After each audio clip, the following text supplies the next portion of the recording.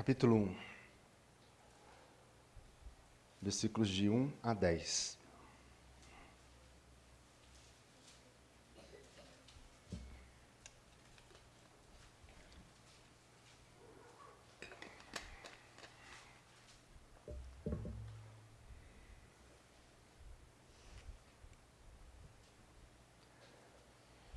Assim diz a palavra do Senhor. Palavra de Jeremias, filho de Ilquias, um dos sacerdotes que estavam em Anatote, na terra de Benjamim.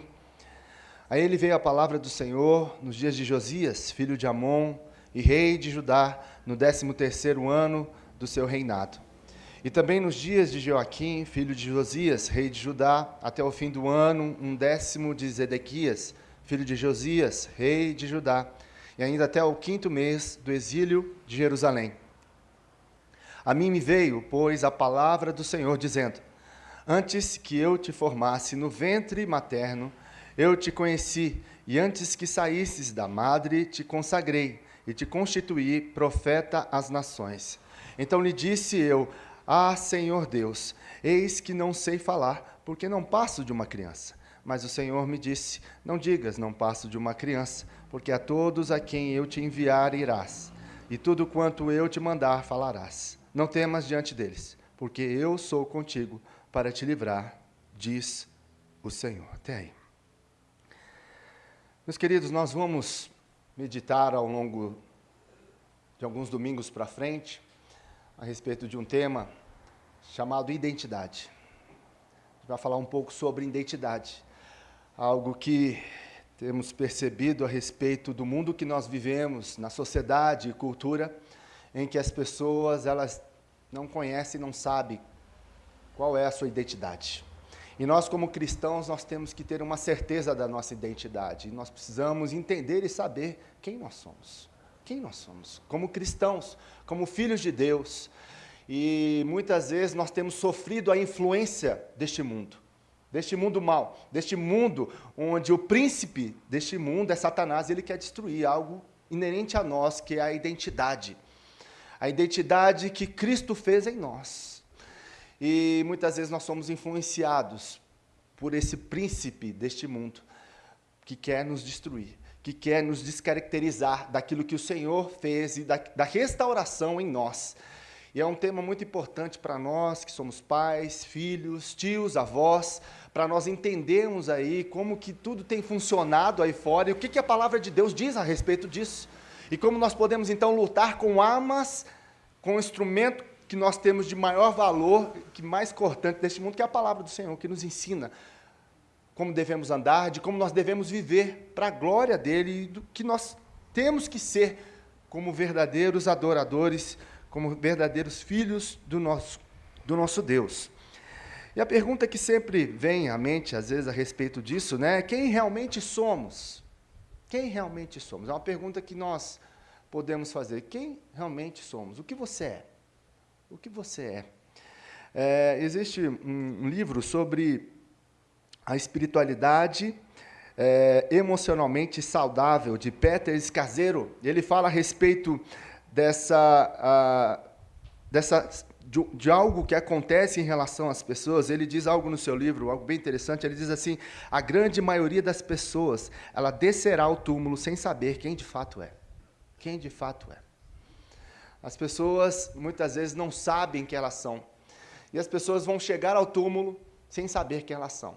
Geralmente, no discurso, ou naquelas palavras finais ali do enterro, as pessoas que vão falar a respeito dela, mas muitas vezes elas não sabem quem elas são. E é algo que nós precisamos saber. Nós precisamos saber. E essa é uma grande pergunta, é uma pergunta que precisa ser feita e respondida à luz da palavra do Senhor. Nós podemos ver o que diz René Descartes a respeito daquela frase muito famosa, que ele diz que penso, logo existo. Penso, logo existo. Um homem não cristão, um homem que não entendia e não sabia e não conhecia Deus, então, na sua própria natureza e no entendimento do que é ter uma identidade, ele diz: eu penso. E eu, então, logo vou existir. Tudo na primeira pessoa do singular. Eu penso e logo vou existir. Tudo trazendo para o eu. A sociedade, a cultura, ela é totalmente individualista. É do indivíduo para o indivíduo. Por isso esses filósofos tentam extrair algo do próprio ser humano. É dele para ele. É dele para ele.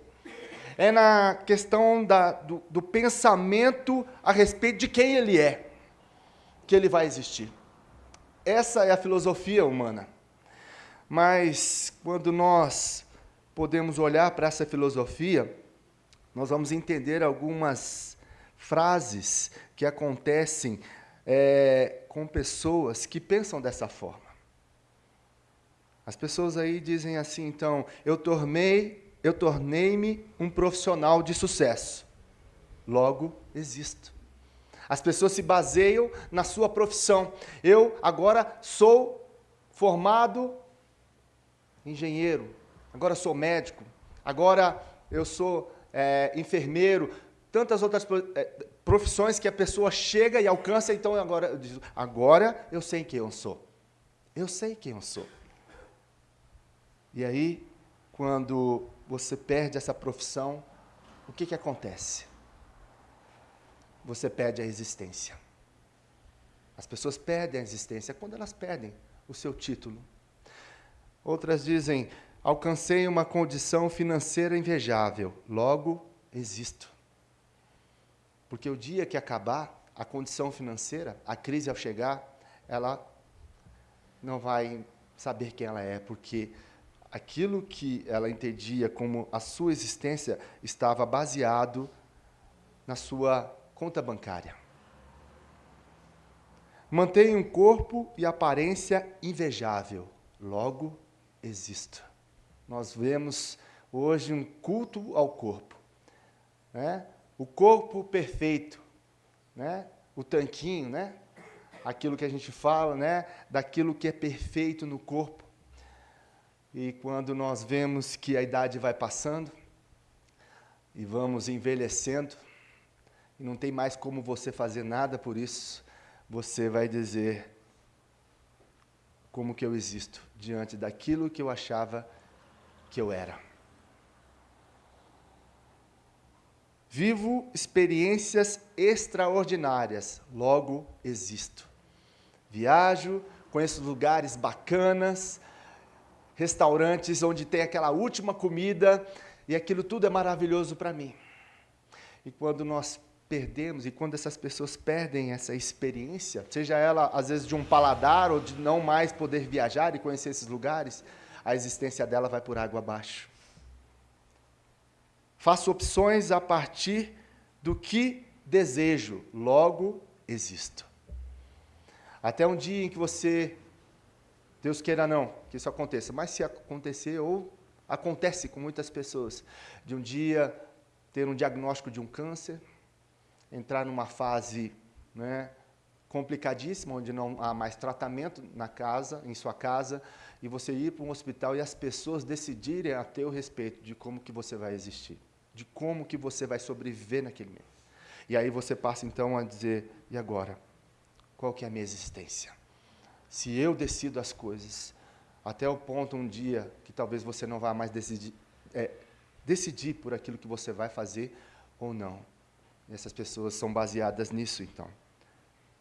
Sou seguido e curtido nas redes sociais, logo existo. Há muitas pessoas que sobrevivem por curtições nas redes sociais. E o dia que elas são canceladas ou criticadas, ou perdem nesse sentido, perdem também a sua existência. E é algo que nós devemos, então, cuidar para que nós não venhamos a nos envolver em nenhuma dessas situações. Porque quem realmente nós somos? Eu quero dizer o que nós não somos. Nós não somos o que fazemos. Nós não somos o que fazemos. Nós não somos o que possuímos. Nós não somos o que aparentamos ser. Nós não somos o que experimentamos. Nós não somos o que decidimos ser. Há um livro escrito pelo pastor Ricardo Barbosa, que diz identidade perdida. E ele fala um pouco do que tem acontecido em nossos tempos. Ele diz assim, em uma das frases do livro: vivemos hoje uma desconfortável sensação de vazio, uma onda de frustração, de futilidade, de falta de sentido vem tomando conta da humanidade. Perdeu-se a noção do que significa ser humano. Os valores e as tradições que davam algum sentido ou ordem à vida e à sociedade vão lentamente desaparecendo. Muito interessante isso. É o reflexo, essa frase deste livro se encaixa perfeitamente ao que nós estamos passando. Nessa sociedade fútil, nessa sociedade frustrada, que não tem mais sentido na vida, perdeu-se o sentido. Perdeu-se os valores, as tradições que davam sentido para a vida, para a ordem, para a sociedade, pois nós fomos criados e fomos ensinados em uma sociedade judaico-cristã, com valores e princípios da palavra do Senhor. E quando isso se perde em meio à sociedade, à cultura, as pessoas, elas não encontram mais sentido na vida. Então elas têm que se apegar a essas coisas, à profissão, ao seu corpo, a sexo, a tantas outras coisas que vai dar sentido para ela. A curtição, a diversão é o que vai dar sentido, mas é fútil, é vazio. E elas não vão conseguir encontrar os verdadeiros valores e tradições nessas coisas, porque se perdem ao longo do tempo. E ele continua dizendo a respeito, disso, ele diz que a família, que sempre foi reconhecida como a célula mãe da sociedade. Eu não sei aqui, mas na época que eu estudava o SPB, quem riu aí é da minha época. Quem não riu é porque não entendeu essa matéria. Era uma matéria que falava justamente, uma das questões, e uma da espinha dorsal dessa matéria, o SPB, depois você digita lá, era aquilo que se falava, a célula máter da sociedade, é a família. Nós tínhamos essa disciplina, não tem mais. Pregava-se isso na escola. A família era o centro. A família era a célula da sociedade, a célula mãe da sociedade. Então, hoje, representa a matriz das muitas patologias pessoais e sociais. Hoje, as famílias são um problema. Elas representam patologia na sociedade. Sem saber o que fazer, somos levados a viver da forma como tantos outros que também andam tateando em busca de algo que lhes dê sentido. A sensação é que a humanidade encolheu. A humanidade encolheu. Diante daquilo que nós sabemos que foi criação de Deus, a família. É onde tudo começa. É onde tudo se desenvolve. É onde, meus irmãos, a identidade, ela é, primeiramente, colocada e conectada ao ser humano. Eu quero falar, então, desse tema, identidade, e eu quero traçar algumas coisas aqui, para que os irmãos entendam a respeito do que nós iremos falar aqui. A importância que a espiritualidade cristã dá à consciência de quem realmente somos. A verdadeira espiritualidade cristã dá a consciência de quem realmente somos. A consciência de quem realmente somos é um processo intrinsecamente relacionado ao conhecimento de Deus e do que Ele diz acerca de nós. É isso que vai balizar toda a nossa reflexão bíblica a respeito da espiritualidade. Se nós não conhecemos a Deus, nós não vamos conhecermos. É nosso relacionamento de conhecimento com Deus, do que Ele diz acerca de nós, que nós vamos saber, então, quem nós somos em Deus, porque nós vivemos numa cultura ocidental totalmente individualista, que é do indivíduo para o indivíduo. Não tem o conhecimento de Deus. Por isso, as pessoas não se conhecem. As pessoas se conhecerão quando elas conhecerem a Deus. É isso que vai balizar aqui esse tema nosso a respeito da identidade. Eu sempre falo aqui que quanto mais nós conhecemos a Deus, mais nos conhecemos. Porque Deus é luz. Quando você aproxima da luz, o que acontece? as trevas vão se dissipando. Então, tudo aquilo que está embaçado, tudo aquilo que não há conhecimento a respeito de quem você é, o Senhor vai trazendo o conhecimento de quem você é. Porque Ele nos fez, Ele nos criou, Ele sabe quem somos, mas muitas vezes nós não sabemos quem somos. Você quer saber quem você é? Busque a Deus, conheça o Senhor. Desenvolva a verdadeira espiritualidade, para que você saiba quem você é no Senhor Jesus. E o texto que nós lemos, meus irmãos, começa aqui com esse profeta, Jeremias, conhecido mais como profeta chorão, aquele que rasgava o seu coração diante de Deus, derramava as suas lágrimas para que Deus tivesse misericórdia do povo, misericórdia dele mesmo, um homem que clamava pelo povo diante de Deus, um homem temente a Deus, um homem que sabia quem ele era em Deus, um homem que sabia da sua identidade em Deus. E nós vamos então estudar esse estudo, vamos agora realizar esse estudo de caso da vida de Jeremias. E nós vemos logo no versículo 1 algo aí extremamente importante diante daquilo que nós estamos estudando aqui, sobre esse tema, identidade. Versículo 1 diz: palavras de Jeremias, filho de Ilquias, um dos sacerdotes que estavam em Anatote, na terra de Benjamim. Nós podemos perceber aí logo que uma herança familiar. O texto diz que ele era filho de quem? De Ilquias. Ele tinha um pai. Ele tinha um pai que foi modelo para ele. Ele teve um pai que ensinou os caminhos do Senhor para ele. E é interessante essa herança familiar, logo no versículo 1 de Jeremias, falando quem ele era, da onde que ele veio, onde ele aprendeu as coisas do Senhor.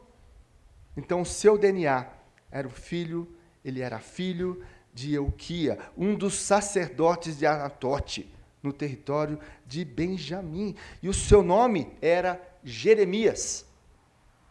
O que significa Jeremias? Aquele que exalta a Deus. Aquele que exalta a Deus. O seu pai deu esse nome com significado.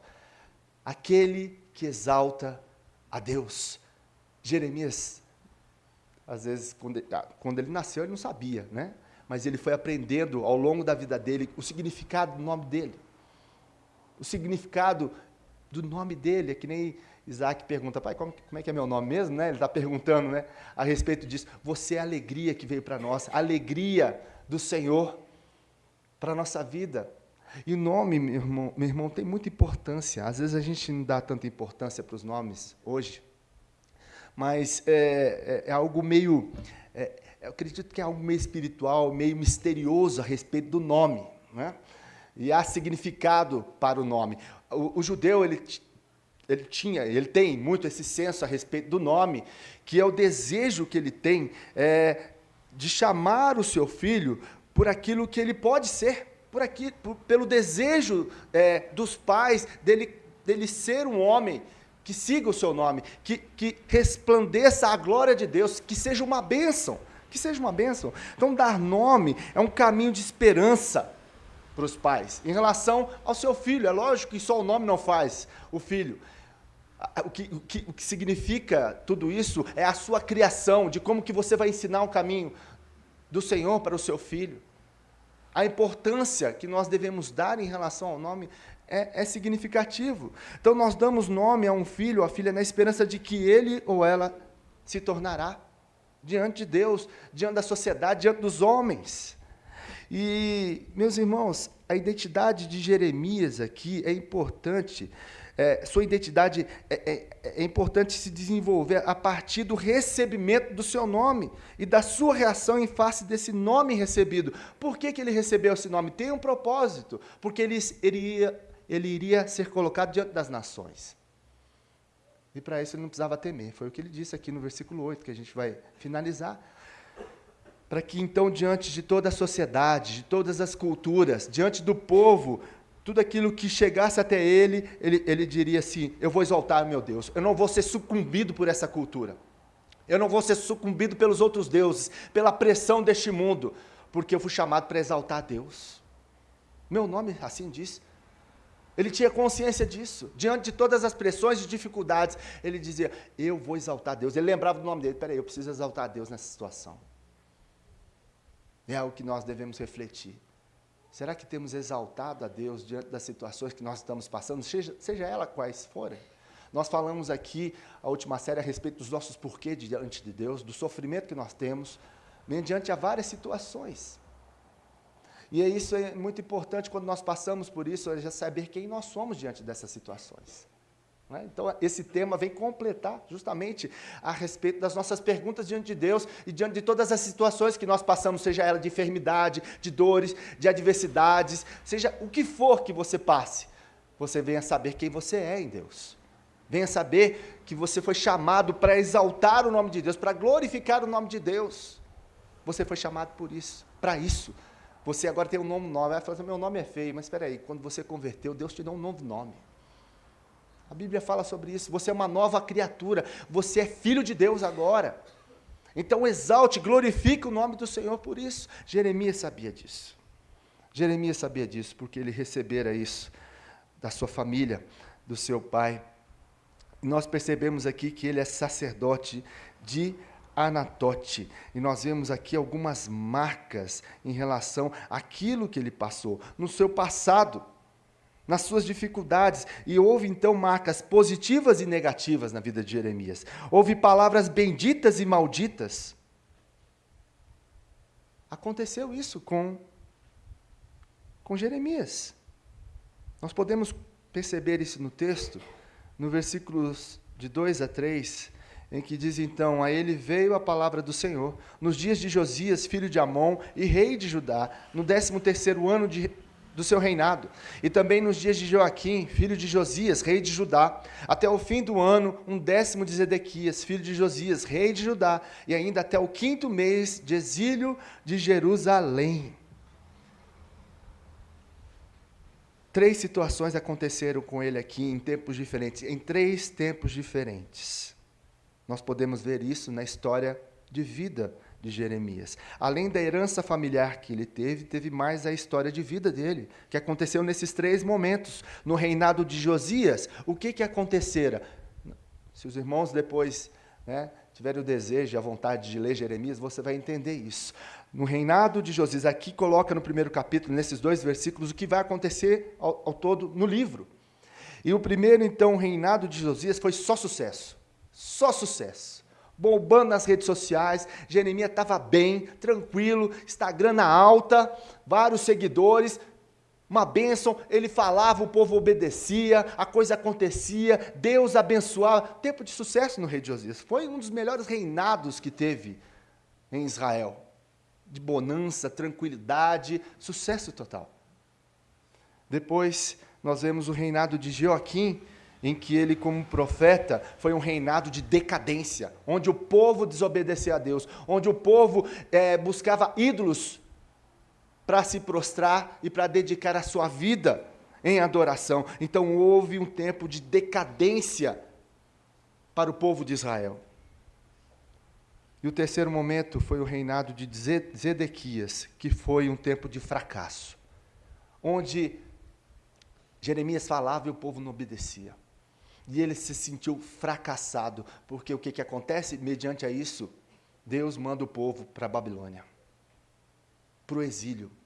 Imagina um profeta, que é boca de Deus, falando para o povo para acertar o passo, para acertar o caminho, porque se não acertar o caminho, o que vai acontecer? Deus vai punir, Deus vai disciplinar. E o povo vira as costas para Jeremias, para a voz de Deus. E o que acontece? É exilado, é disciplinado. E há um fracasso. Imagina Jeremias, poxa, eu falei, ninguém ouviu. Não houve um sequer que ouviu a palavra de Jeremias e a sua profecia. Por isso o povo foi exilado. E diante dessa situação, então, meus irmãos, nós vemos as experiências que Jeremias teve. Experiências positivas e negativas. E diante disso, o que ele fez? Um autoconhecimento em relação às suas virtudes e limitações. Nós podemos ver isso na vida de Jeremias. O que acontece conosco é muitas vezes parecido com isso. Tem tempos que nós temos sucesso, outros nós temos decadência e outros nós temos fracasso. Quem nunca passou por isso? E esses tempos nas nossas vidas, meus irmãos, é para que nós, mediante essa experiência, nós venhamos a ver o lado positivo das coisas e o lado negativo. E diante daquilo que aconteceu positivamente e negativamente, nós venhamos, nos conhecer diante de tudo aquilo que nós passamos e avaliar, peraí, isso foi positivo, isso me ajudou nisso, eu melhorei nisso, isso foi negativo porque aconteceu isso. Você tem que fazer uma reflexão daquilo que aconteceu, daquilo que está acontecendo, e ver as suas virtudes e também as suas limitações diante de tudo aquilo que se passa. Peraí, graças a Deus, Deus me ajudou nisso, eu pude passar por isso pela graça de Deus, mas peraí, eu tenho essas limitações, eu preciso da ajuda de Deus, eu preciso melhorar nisso, eu preciso abrir o meu coração para que Deus mude isso no meu coração, esses medos, esses pecados que me assediam, muitas vezes eu caio nele. Então esses tempos, meus irmãos, é para que justamente nós venhamos ter essa reflexão e venhamos a nos autoconhecer, a olhar para dentro de nós e peraí, o que Deus está fazendo dentro de mim? Porque Deus está trabalhando no nosso coração. O que eu preciso melhorar? Nunca a gente pode dizer assim, eu não tenho nada para melhorar. Sempre a gente tem algo para melhorar. Sempre. Sempre. Então é avaliarmos diante dos nossos sucessos, das nossas decadências e dos nossos fracassos, aquilo que Deus tem feito na nossa vida. Aquilo que o Senhor tem feito na nossa vida. Jeremias, assim, o fez. Eu quero entrar, então, no versículo 4, em que diz que a mim, então, veio, pois, a palavra do Senhor, dizendo. Esse é o ponto do texto que nós estamos lendo. Esse versículo tem que saltar aos seus olhos, porque é um divisor de águas. Dos 8 versículos que nós lemos aqui, ele é o ponto principal. A mim veio, pois, a palavra do Senhor, dizendo. Olha que coisa maravilhosa. Se os irmãos perceberam, a palavra do Senhor veio a mim dizendo, no verso 1, o que diz? Palavras de Jeremias. Palavra dele. No verso 2, a palavra do Senhor veio a ele. E agora, a palavra do Senhor veio a mim. Veio a ele no versículo 2 para ele falar para o povo. E agora veio diretamente a ele. Diretamente a ele. Esse é o ponto. A voz de Deus para ele, exclusivamente para ele. É uma bênção você ouvir o pastor, ouvir pregações que falam ao seu coração. Mas quando você está ali, lendo a palavra, buscando ao Senhor, e naquele texto, naquele momento de oração, você ouve Deus falando contigo. Esse é o sentido aqui do texto. A voz de Deus ao meu e ao seu coração é que faz toda a diferença, E nós sabemos que existem vozes aí fora, Há várias vozes. E a gente um dia falou aqui a respeito dessas vozes. Que vozes você tem ouvido? Quais vozes você tem ouvido? Os nossos ouvidos têm que estar atentos à voz de Deus, à sua palavra, É isso que nós precisamos entender. Quem determina quem nós somos não é seu parente, não é o seu patrão. Quem determina quem você é Deus. É Deus. Por isso que nós temos que ouvi-lo. Não é o que a sociedade diz, não é o que a cultura diz, não é as dúvidas que eu tenho, eu não sei quem eu sou, tenho uma dúvida. Você vê isso na vida das pessoas, E às vezes é até difícil a gente aconselhar, o que falar, diante dessa pessoa que tem essa identidade. Ela nem sabe o que ela é. Ela coloca um monte de sigla lá, O abecedário todinho. Porque ela não sabe quem ela é. Porque ela não está em Deus. Mas nós que estamos em Deus, nós podemos dizer, olha, você saberá quem você é quando você estiver em Jesus. E eu quero te ensinar esse caminho. Eu quero te mostrar esse caminho, porque eu estou nesse caminho. E eu sei quem eu sou. Eu sei quem eu sou. Porque eu estou em Cristo Jesus, e eu o conheço. Há uma falta de identidade, as pessoas não sabem quem elas são, porque elas não escutam a voz de Deus. A voz de Deus são para os seus filhos. E a partir do momento, então, que você fala isso para a pessoa, e você prega o evangelho para ela, e fala da boa notícia, e ela se converte, os olhos dela se abrirão, os ouvidos estarão atentos para ela ouvir a voz de Deus, porque até então ela está morta em seu pecado, em seu delito, ela não pode ouvir, ela não pode ver, mas você e eu somos instrumentos de Deus para anunciar a palavra do Senhor. Como crerão se não há quem pregue. E quem é aquele que vai pregar a palavra? Eu e você, a igreja do Senhor. É a missão que nós temos, da pregação do Evangelho, da boa notícia, para que essa boa notícia alcance o coração daquela pessoa e seja transformada pelo poder de Deus, porque nós sabemos que o Evangelho é o poder de Deus, para transformar o coração mais duro que existe na face da terra, num coração de carne. E assim, ela poderá ouvir a voz de Deus e saber quem ela é. Assim como eu e você. Você tem ouvido a voz de Deus? Você tem ouvido a voz de Deus a respeito das coisas que Ele tem para mim, para você? Como que estão os teus ouvidos para o Senhor? Como que está a sua busca para o Senhor? Jeremias sabia quem ele era. Ele não era determinado por aquilo que os outros falavam sobre ele, mas por aquilo que ele sabia de Deus para a sua vida.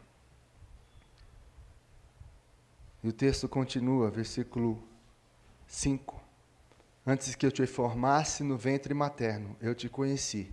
E antes que saísses da madre, te consagrei, te constituí profeta às nações. Antes de formar-lhe no ventre, eu te escolhi, eu te conheci. Antes mesmo de um feto, Jesus conheceu Jeremias.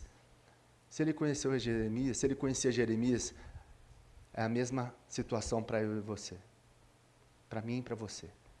O Senhor nos conhece antes mesmo de nós sermos formados.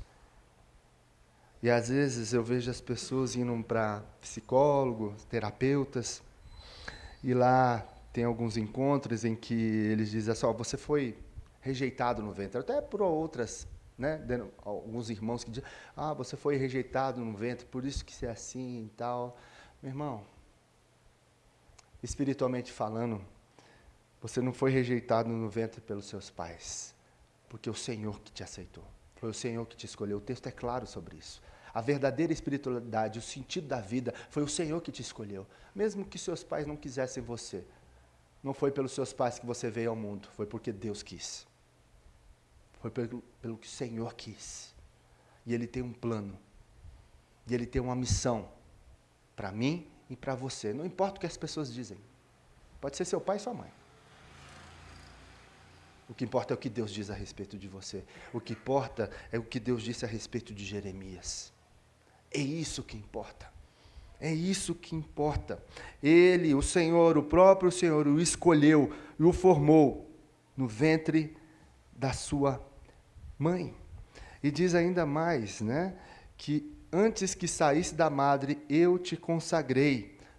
O sentido aqui também é de separação. Eu te separei. Eu te separei. Fui eu que separei, fui eu que escolhi para ser meu filho, para ser uma bênção, para fazer aquilo que eu tenho para fazer na sua vida, que é muito mais do que você pensa. A obra que eu tenho para fazer na sua vida é o que eu vou fazer, independentemente das pessoas, independentemente até mesmo de você.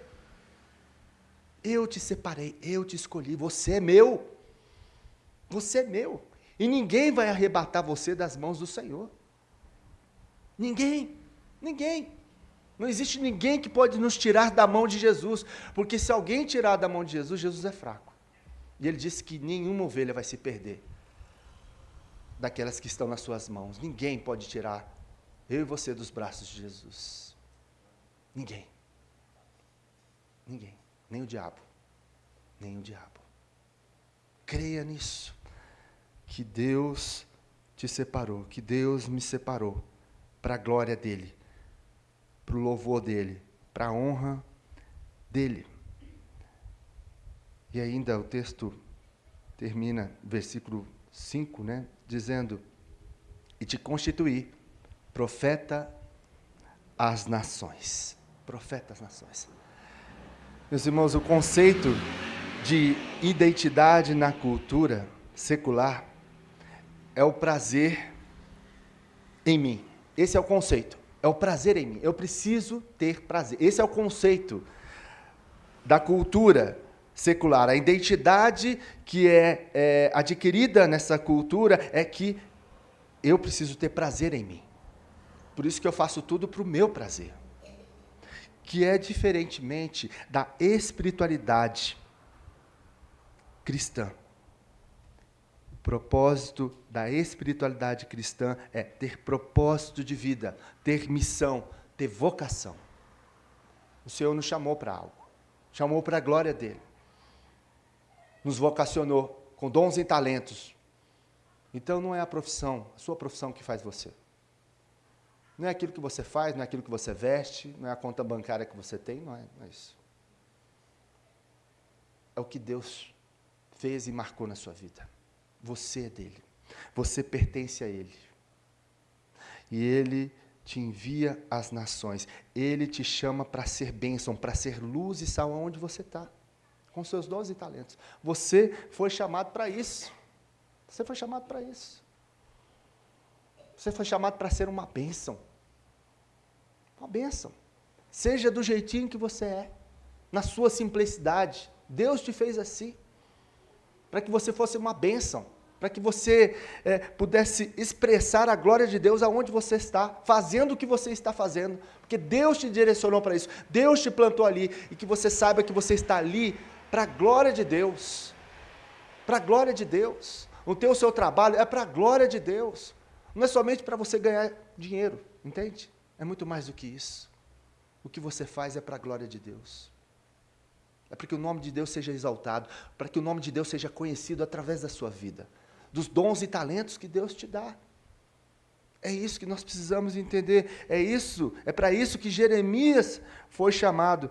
E é para isso que eu e você fomos chamados, porque nós temos um propósito de vida, nós temos uma visão, uma missão, nós temos uma vocação, nós não fomos chamados para o acaso. Faz do jeito que você quiser, da forma... Não. Deus nos direciona para isso, para viver segundo o seu querer, para viver segundo a sua vontade. E o texto continua ainda no versículo 6, dizendo: então lhe disse eu, Senhor Deus, eis que não sei falar, porque não passo de uma criança. Isso que aconteceu com Jeremias foi um senso de inadequação. Eu não vou dar conta disso. Quantas vezes você já falou assim, eu não vou dar conta de fazer isso, eu não vou dar conta de fazer esse trabalho, isso está me matando por dentro. Já viu essas expressões que você usa? É a mesma expressão, eu não vou dar conta de ser profeta das nações. Logo no capítulo, ele sabia o que poderia esperar, porque ele tinha um pai que era sacerdote, né? Então ele sabia os apertos que o pai dele passava à frente do povo. O sacerdote era aquele que mediava a questão do perdão ao povo diante de Deus. Essa era a responsabilidade do sacerdote. Então Jeremias ia lá, via o pai dele todas as vezes entrando no Santo dos Santos, no santo lugar, para fazer, né, o sacrifício em prol do povo. E a vida do sacerdote tinha que estar no pé da cruz, futuramente, né? Mas diante de Deus, em santidade. Então ele via que ser um profeta, ser boca de Deus, ele falou assim, não posso uma criança, eu não vou dar conta, Deus, não vou dar conta. Quantas coisas já veio na nossa mão, você fala assim, não vou dar conta, eu não estou dando conta. Esse é o centro de inadequação quando Deus te dá as coisas para fazer. É Ele que vai capacitar. É Ele que vai capacitar. A capacidade vem do próprio Deus. Ele nos capacita para a missão. Você pode achar que não dá conta, assim como Jeremias, mas é na força do Senhor, não é na força do seu braço. Na força do seu braço você não vai dar mesmo. Agora, na força do Senhor, você vai dar conta. Você vai conseguir na força do Senhor, não é por você, é pelo Senhor. Esse era o sentimento de Jeremias, esse é muitas vezes o nosso sentimento, em que, eu não vou dar conta. Você fala aquele negocinho que você chega, eu não estou dando conta, mas já estou no meu limite. Deus sabe onde que é o seu limite, você não sabe, muitas vezes. Busque a Deus, que esse limite você vai entender dentro de você. Deus vai te dar graça para que você continue, porque Deus não vai dar nada que você não venha aguentar e suportar. Deus sabe a sua estrutura, sabe até onde Ele pode te esticar, para que a sua fé seja aperfeiçoada nele. Versículo 7 continua, mas o Senhor me disse, não digas, não passo de uma criança, porque a todos a quem eu te enviar, irás, e tudo quanto eu te mandar, falarás. Olha o sustento de Deus. Aonde eu te mandar, aonde eu te enviar, as coisas vão acontecer. as coisas vão acontecer. Porque é o Senhor quem está fazendo. É o Senhor quem está direcionando. Por isso, busque a direção de Deus. Busque ouvir a Deus para fazer tudo conforme a sua vontade, não segundo a sua vontade, mas a vontade do próprio Deus, que é boa, perfeita e agradável.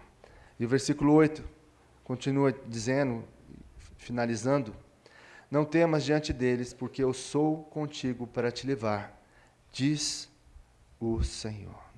Mais uma vez aí, não tenha medo. Nós falamos sobre essa série a respeito dos medos. E mais uma vez Deus fala a Jeremias, não tenha medo. Diante da cultura que você está, diante da situação que você está, que você acha que você vai ser sucumbido por lá, não se preocupe. Eu sou contigo. Não precisa temer. Eu vou com você e eu vou te proteger. Pode ficar tranquilo. Você vai dar conta. Você está dando conta. Pela graça e misericórdia do Senhor. É o Senhor quem nos sustenta. É o Senhor quem nos dá graça. É o Senhor quem nos dá força para continuar. Se fosse por nós, meu irmão, a gente já tinha abandonado. Mas é o Senhor quem nos ajuda. É o Senhor quem pega firme nas nossas mãos. É que nem aquela criança quando vai atravessar a rua, pequenininha, né? O que você faz com uma criança pequenininha, você sendo pai, né, ou um responsável? Você pega na criança e você dá aquele aperto, não dá? Porque corre o risco da criança soltar se você pega leve na mão dela. E Deus é assim com a gente. Tem hora que Ele aperta firme, vamos atravessar. Não vou dar conta. Aperta. Porque você não vai conseguir tirar das mãos do Senhor, as suas mãos. E o Senhor sabe disso. Por isso que Ele nos conduz, às vezes mesmo arrastando. Mesmo com dificuldade. Mas é o Senhor quem está cuidando de nós. É o Senhor quem está nos levando. Creia nisso, meu irmão. Creia nisso em nome de Jesus. Eu queria terminar para que nós venhamos aqui então refletirmos e praticarmos a respeito do que nós ouvimos. Quem pode dizer quem eu sou? Primeiro ponto, olhe para o seu passado na perspectiva do amor de Deus e perceba seu mover formando quem você é. Olhe para trás. Olhe o que aconteceu lá na sua infância, nas dificuldades que você teve. Às vezes nós olhamos para trás e falamos assim, olha, eu sou o que sou porque eu fui criado dessa forma. Existem situações em que as pessoas elas se entregam a isso, né? Mas existem pessoas que passaram por coisas muito parecidas e não se tornaram isso, porque elas se posicionaram diante de Deus. Eu não vou ser como meu pai me ensinou a ser. Eu não vou ser, às vezes, me tornar como meu pai, que foi um pai abusivo, ou um pai com algum tipo de vício, ou uma mãe, seja lá o que for, não, eu vou fazer diferente. Eu vou procurar fazer aquilo que o Senhor quer que eu faça. A herança familiar traz isso também, mas é uma escolha nossa em não seguirmos os padrões errados a respeito daquilo que nós aprendemos. Mas nós temos um padrão correto agora, que é Cristo. É Cristo que nos orienta. Então você pode, eu e você temos as nossas heranças familiares. Mas diante disso, meus irmãos, perceba o mover de Deus formando quem você é. Abrindo seus olhos, te transformando, te restaurando, te dando a identidade que Ele quer para você. Use dessas dificuldades que você teve na sua infância, na sua adolescência, como nós dissemos lá no começo da nossa reflexão, para que você venha a saber aquilo que foi positivo e negativo, e descartar aquilo que é negativo. E aquilo que é positivo você dá um acréscimo, valorizar aquilo e caminhar para que você seja mais parecido com Cristo. Saiba disso e viva nessa perspectiva do amor de Deus em relação ao seu passado. Segundo, reconheça a voz de Deus como ponto de referência. Perceba em Jesus a evidência maior. Perceba em Jesus a evidência maior. As pessoas têm como ponto de referência tantas coisas do mundo, né? Às vezes pessoas que não são tementes a Deus é o ponto de referência dela, ponto de referência de amigos, de profissão, alguma situação da vida. Mas qual deve ser o nosso ponto de referência? A cruz. Porque a cruz foi o maior exemplo de amor de Deus por nós, que deu seu Filho Jesus. É a cruz que deve ser o nosso ponto de referência. Do amor de Deus pela minha vida e pela sua vida. Então, olhe para a cruz. Olhe para a cruz. E para a cruz caminhe. E para a cruz se deleite. E para a cruz se coloque na presença do Senhor. Terceiro e último. Liberte-se de todo medo e viva a partir de quem Deus diz que você é. Não tenha medo. Não seja escravo do seu passado. Seja escravo de Jesus, que te libertou. Daquele que conhece. Daquele que te redimiu. Daquele que te colocou nos braços e fez de você um novo homem, uma nova mulher. E viva a partir de quem Deus diz que você é, não segundo aquilo que as pessoas dizem, mas o que Deus diz a respeito de você. Viva para Ele, para a glória dEle, para a honra dEle. Em nome de Jesus. Feche teus olhos. Abra o seu coração. Derrame seu coração na sua presença. Deus te conhece, está presente. Sabe quem você é. E Ele quer reforçar essa identidade de quem você é, filho amado, filha amada do Senhor.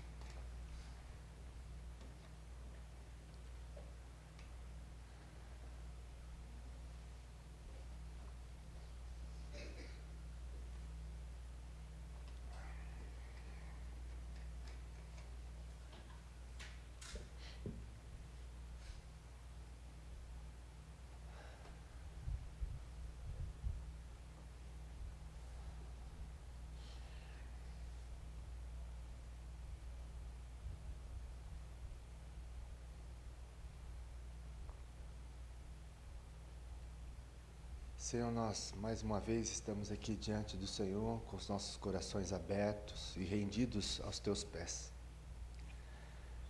Pois nós sabemos que o Senhor foi aquele que nos transformou, nos deu uma nova vida, uma nova identidade em Cristo Jesus. E por muitas vezes nós esquecemos de quem nós somos no Senhor. Diante das dificuldades, dos problemas, diante de uma sociedade, uma cultura individualista, hedonista, nós somos influenciados por pessoas que não temem ao Senhor e ouvimos a voz de Satanás na nossa vida e muitas vezes nós esquecemos de quem nós somos no Senhor. Ajuda-nos, Senhor, a olhar para Ti, a ouvir a Tua voz, a buscar o Senhor, a conhecer o Senhor, porque quanto mais conhecemos o Senhor, mais conhecemos a nós mesmos. Abençoe o Teu povo que aqui se reúne, que possamos lançar fora todo medo, porque o amor perfeito lança fora todo medo, e que possamos caminhar na Tua palavra, segundo o Teu querer, sendo bênção, luz e sal neste mundo. Abençoe o Teu povo aqui reunido. Nos dê uma semana na Tua presença, que o Senhor possa nos ensinar os Teus caminhos e que a Tua palavra possa ecoar em nossos corações a respeito de quem nós somos no Senhor. Em nome de Jesus.